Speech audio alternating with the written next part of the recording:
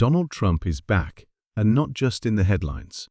He's back in a way that's louder, bolder, and somehow even more chaotic than before.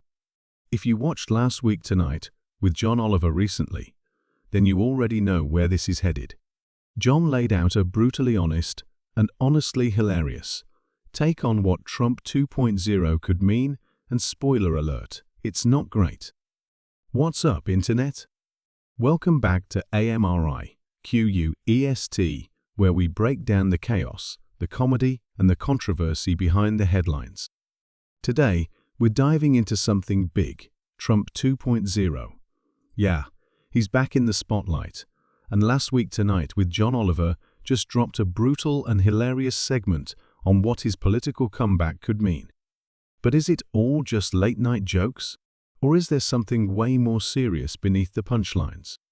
Stick around, because we're unpacking what Trump's comeback really looks like, why it's scarier this time, and what Oliver's take tells us about the future of American politics. Let's get into it. Trump 2.0 isn't just Trump being Trump again. It's Trump with a vengeance. It's the reboot no one asked for, but somehow everyone is talking about. He's not just doing rallies and firing off all-caps truth bombs on social media. He's building a campaign that's more focused, more paranoid, and arguably more dangerous than what we saw in 2016 or 2020. What Oliver really nailed in his episode is this idea that Trump has learned from his mistakes. And no, not in a good way. He hasn't become more mature or thoughtful or, presidential. He's just become more strategic about the things that benefit him personally. He's figured out how to keep loyalists closer, how to pressure state legislatures, and how to undermine the very systems that check his power. It's not about policy. It's not about America. It's about revenge, retribution, and rewriting the narrative.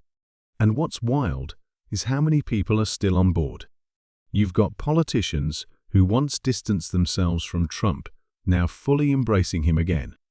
You've got pundits doing mental gymnastics to justify every ridiculous thing he says.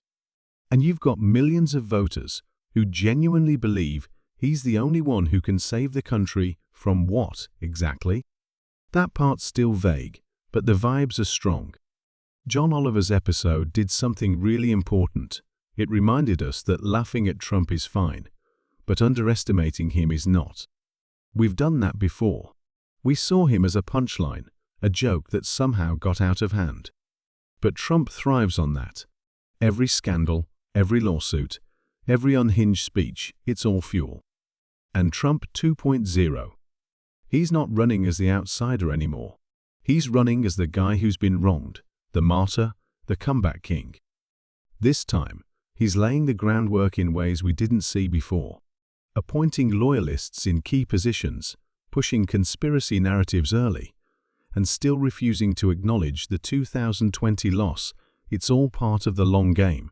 And whether or not you support him, it's impossible to ignore the sheer influence he still holds over American politics. So yeah, Last Week Tonight hit the nail on the head. Trump 2.0 isn't just more of the same. It's an evolved version of a political force that has already redefined what's normal. Whether it's comedy, commentary, or just sheer disbelief, we need to stay tuned in, stay aware, and maybe, just maybe, take this more seriously than ever before. Because history doesn't always repeat itself. Sometimes it reloads. So yeah, Trump 2.0 isn't just a rerun.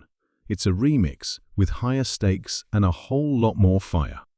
Whether you laughed, cringed, or just sat there wide-eyed during John Oliver's breakdown, one thing's clear. This isn't just entertainment. It's a warning. If you got something out of this, hit that like button. Smash subscribe for more deep dives and commentary from AmeriQuest, and drop your thoughts in the comments. Is Trump's return unstoppable? Or is the world finally paying attention? Until next time, stay curious, stay informed, and as always, quest on.